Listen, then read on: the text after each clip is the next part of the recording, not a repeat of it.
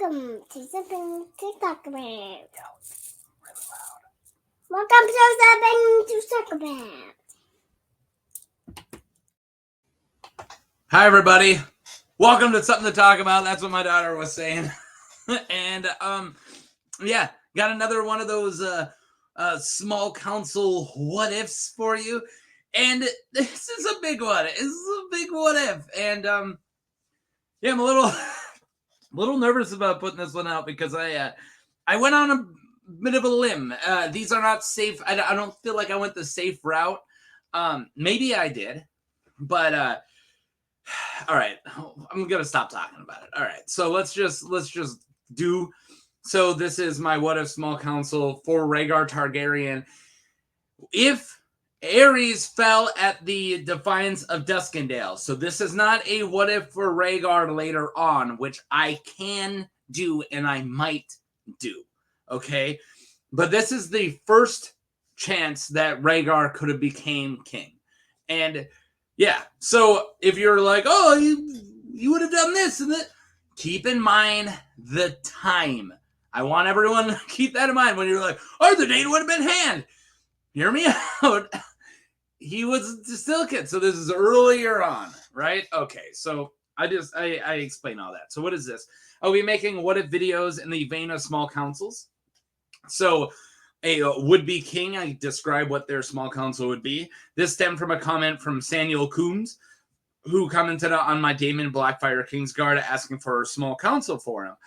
This has stemmed into me asking for stemmed at me thinking of other would-be kings. I just will pull from existing lore, so keep that in mind. It will not change. It will just be from the existing lore. I will not make up any characters from scratch, is what I'm saying. If you're like, oh, I know that this doesn't happen, but let's say it did earlier. No, I'm not doing any of that. And then if it's like, I'm not going to say, oh, and he needs a Master of Whispers, so he meets Frank, and Frank's a Master of Whispers. Nope, I'm only pulling characters that are established. So keep that in mind. Where am I? This is all based on the lore and just my opinion. So I am kind of going on a limb on this one. So please keep this is just my opinion. If you have a small council that's completely different, all members, that's fine. Please tell me in the comments. This timeline split is in the Defiance of Duskendale. In the real timeline, Barristan broke all odds by saving Aerys. So what that I mean is Barristan's like, or Tywin's like, hey, we got a better king right here pointing at Rhaegar. And he goes, let's just storm and let them kill Aerys. Like, screw it. And Barristan's like, give me one night. And he goes, okay. And somehow Barristan frickin' Selmy pulls it off, right? What if he doesn't pull it off? It's definitely this. I feel like this is way more likely than him actually pulling it off. That was a 1 in a million. This is the other 999,9999999s, right?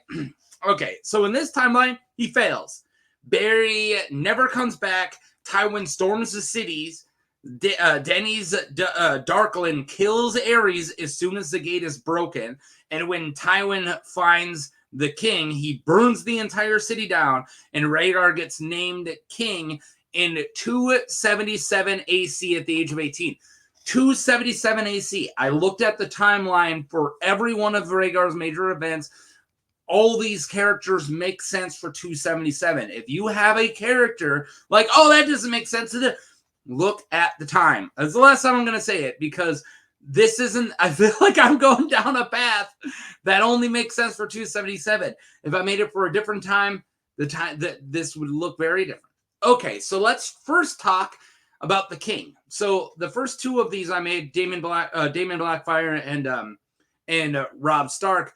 I don't cover the king, and I feel like I should, because especially when it's in different parts of the timeline, I should just cover really what's going on with that character right now and how I think he would be as king. So here we go. King Rhaegar Targaryen, Rhaegar the First. Like I said, Rhaegar would become king in 277 after the failure at Duskendale. at the age of 18, he would be a bookish and knightly teen. He's equal parts bookish and knightly, right? And he was loved by the small folk. He would not have many friends at court, as he would later on. This would have been before his father fully turned on him, since at this time Aerys all of his focus would be on Tywin. So Aerys was mostly focusing all of his anger towards Tywin, not towards Rhaegar. The betrothal of Cersei would have been turned down, but he would not have been betrothed to Oberon Martell yet, because that's later. They were not betrothed in the main story until 90 or 79, so 2 years later. So I'm treating him like a very smart and kind man, but not as connected yet enough to take the full reins of his kingdom. Okay, he's taking the reins of his kingdom, but he is doing what a lot of younger kings did, like Darren and other people, where when you have a really successful hand, you still let the hand mostly rule. Okay, calm down. What I meant by his political stuff, so later on the court gets divided, and it's pretty much stated because after Tywin leaves, Aerys pushes all of his anger towards Rhaegar. So people who want to be in with Aerys start hating on Rhaegar. So Rhaegar then forms kind of his own court, and there's two factions at court, right? Factions at court. So his alliance with like Jon Connington and so on and so forth won't really come up. For one, Jon Connington's really, really, really young at this part, right? Because he's younger than Rhaegar. So you'd only be like 16, 17, right? And then like Arthur Dayne, we're not sure when he actually got joined to the Kingsguard. But I don't think that just being friends with one guy in the Kingsguard is going to really be enough to really take the political reins, right? So I want you to know that before I tell you who the hand is. Because I think a very smart Rhaegar would keep Tywin as his hand. Okay, I had to start with this one because it all starts with Tywin. Everything is based on me choosing Tywin as his hand. Tywin ran the kingdom for Aerys, and he would attempt to do the same for Rhaegar. And with Tywin's reputation, resume, and track record, Rhaegar would be stupid not to keep him on his hand. I do not think it would change, or I do think it would change after a couple years. I don't think that Tywin would stay hand forever. Rhaegar would eventually try to find a hand that isn't ruling the kingdom, right? Is what I'm saying. Like, I don't think that Tywin's forever going to stay hand. I think he's going to keep him as hand until he feels like he can rule the kingdom, and then he finds a right-hand man instead of somebody who's going to do it himself, right? Tywin's going to just rule the kingdom and say, you just sit there and eat your SpaghettiOs or whatever, right? Rhaegar's probably going to be okay with eating his SpaghettiOs until he gets a lot.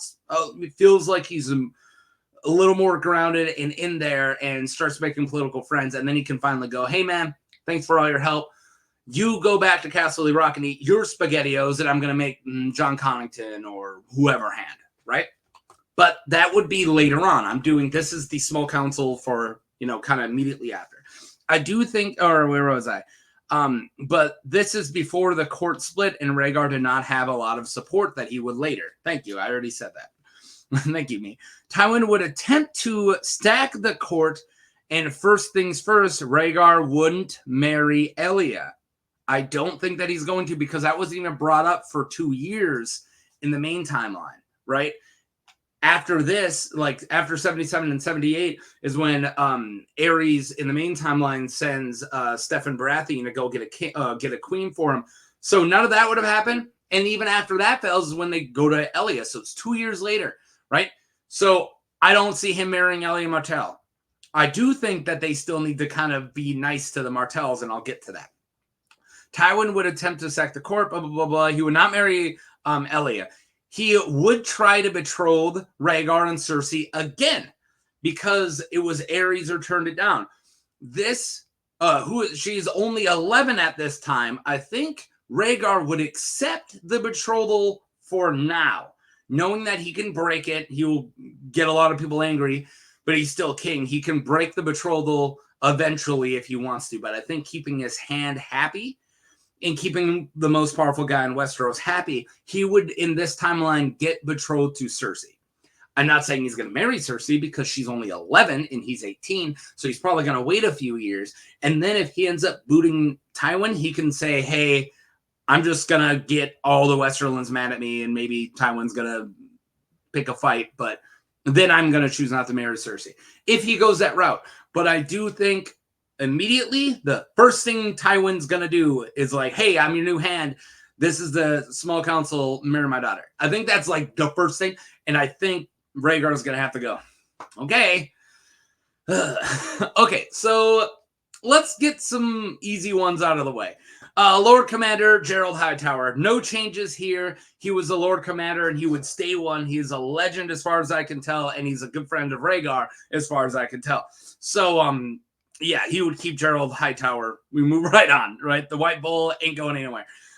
Then for Master of Coin, I think Harry Swift. Heck yeah. Just like in the main timeline 20 years later, the life of butt kissing would pay off for Harry's and he would get a spot. But he would do it earlier in this timeline. Tyrion would do his best to put loyal men loyal to him on the council, and they don't get too much loyaler than Harry Swift, right? He's going to at least stack the council. Tywin's going to at least stack the council to get like a majority of the vote, right? So he can, if he wants something to happen, he can tell enough people and he's going to make it happen. And he needs a Master of Coin to do that. And that's what this guy is. Harry Swift is one of the Lannister butt kissers. And yeah, he would definitely put him on. Carlton Chestild was in this spot, but he kept his job at being a lickspittle and kissing Aerys' butt. Carlton also kept his job by being mean to Tywin and making fun of Tywin in front of Aerys. So, yeah, of course, Carlton Chestill is going to get fired immediately. Like, as soon as Aerys is gone, he's going to be like, hey, the guy who you pretty much made fun of is now in charge. Beep, beep, bye, bye, bye. And yeah, Carlton would be out. Harry's in. So Aerys, yeah. So swapping out a butt kisser for another one, but this time it's a Lannister butt kisser opposed to a Aerys butt kisser. So then Grand Maester, no changes here. Pycelle isn't going anywhere for a long time, and we know his boner for Tywin and his avowed loyalty to Lannisters, so it would keep him in power. So there's his other main vote, right? So he always has the Lannister, like other Lannister butt kisser in the court, so he's fine. Now I'm going to go up the beaten path just slightly. Those are all really safe, right? Master of Law, Steffon Baratheon. This is a fun one. I love my typos today. This would have been a year before Aerys would send Steffon and two Essos to find a bride for Rhaegar. So Steffon wouldn't die, and he wouldn't die that way in this timeline. Tywin, why did I write twin? Tywin and Rhaegar would know the importance of keeping the Baratheons close. With Steffon's family ties to the Targaryens, he's, like cousins or second cousins to Rhaegar. This makes perfect sense. Also, Steffon and Tywin became close during the War of the Nine Penny Kings. Who knows? Maybe he brings Robert to court and he becomes friends with the new young king. Maybe. Maybe Steffon brings over and then he's like, hey, Robert, come back from the Vale and hang out in King's Landing. And then Robert's like, hey, me and Rhaegar get along really well. Why would I ever hate him? And then, fast forward 15 years or whatever. I'm not going to do the math right now. And then they're both like, who's that? Who's that Stark over there? Who's that Lyanna? I saw her first. Okay, so yeah, I think Steffon makes a lot of sense. And in the real timeline, he gets called to court to be an advisor right after the Defiance of Duskendale because Aerys wants a friend who he can trust who's just as powerful as Tywin, right? But I think that still fits, is let's bring the guy from the West or from the Stormlands over. Tywin is now strengthened even more with the Baratheons. And not only that, but the family ties with Rhaegar is actually really close. So he's a really good Master of Laws. Now, as for the Master of Ships, this is a funny one. This is a goofy one. Lucerys Velaryon would have been replaced due to his fierce loyalty to Aerys. So that means no Velaryon, right? So I can't, or Velaryon. I can't have a Velaryon on the council because Lucerys Velaryon, who was the master of ships for Aerys, was known to be a butt kisser, a lickspittle. So just like with Carlton Chestill, Tywin would be like, get out. And then he's like, who do we got for master of ships? And Stefan's like, I know a guy. So master of ships, Eldon Estermont. Lucerys Velaryon would have been replaced due to his fierce loyalty to Aerys, and I'm sure Tywin would not have liked him that much, right? So I needed a non-Velaryon. And Eldon is a known sailor, and he's like brother-in-law. He's good brother to Steffon Baratheon. I don't see Tywin fighting Steffon over bringing in a loyal man to the council, considering Eldon isn't really a threat. No, he isn't really a threat. He's just a dude with the turtles on his sigil who hangs out on an island, right? But we know that he's really close to Steffon. So I think that when Steffon Baratheon's like, oh, you want me to leave my seat to go sit on the small council? Let me bring in Estermont. And then he's like, well, I still got 3 votes. You're going to get you and somebody else. He still has a weird kind of majority over the small council, right? So, yeah, come on. Bring on the Estermont. We can't trust the Velaryon. And I looked at the Farmans, and there wasn't a good Farman for right now, or else I think he would have brought in a Farman. Don't worry. I looked at like, all right, who are all the sailors? And Eldon Estermont made the most sense. So I have a really weird one for the last one, and that's Master of Whispers. I want you to know Master of Whispers is the hardest one to do. It's really, really difficult to find a good Master of Whispers, and that's why most kings don't have one. Like, the vast majority of kings don't have a Master of Whispers. You actually have to be, like, a little more dodgy to even want a Master of Whispers, right?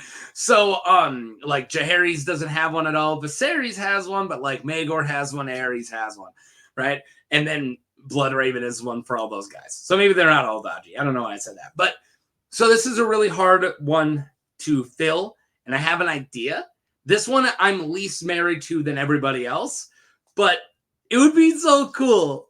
So I kind of did it. I did it anyways. Oberon Martell as Master of Whispers. Hear me out. Okay, all right, here we go. Though Rhaegar was not yet betrothed to Elia, I see Tywin trying to keep the realm united and keeping his enemies close by offering Doran Martell a spot on the council.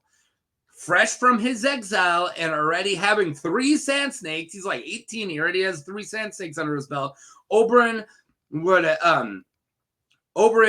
get sent instead. He would get sent to court in his place. So Doran would be, hey, he'd be like, hey, Tywin would be like, you want to be an advisor on the court? You know, not, there's plenty, you can be an advisor. You don't have to be a master of something to be on the small council, right?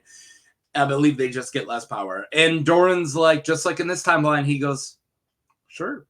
And he sends Oberyn. So Oberyn's going to get in this timeline, Oberyn's going to get sent, and he's going to get a spot on the council as an advisor.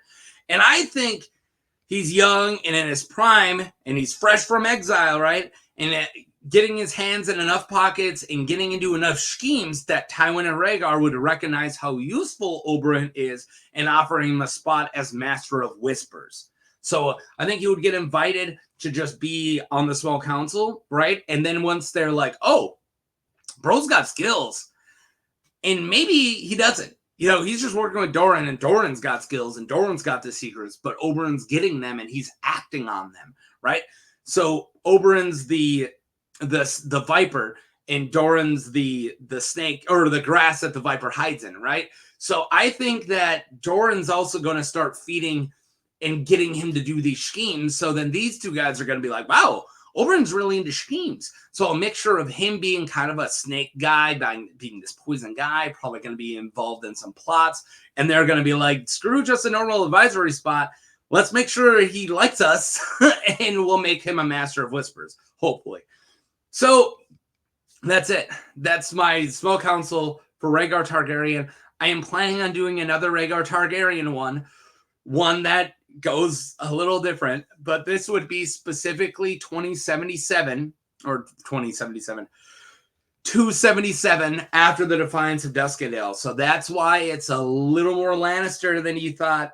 And I really do find it interesting. Like, I like the idea of what if Rhaegar comes to power, but it's like right after, or right during Tywin's like reign. He wouldn't fire him, right? So that's how I thought about this. So let me know what you guys think. I do have a small list of kings I'm going to cover. So, you know, you throw out some if you want, but I do have a pretty nice size list. And yeah, that's all I got. Thank everybody for watching. Let me know what you think. If I'm completely crazy and if you think that I went the wrong direction, be respectful in the comments when you're telling me, okay? Opinions are like assholes. That doesn't mean you have to be one, right? So yeah. Okay. Thank you for watching, and yeah. Peace.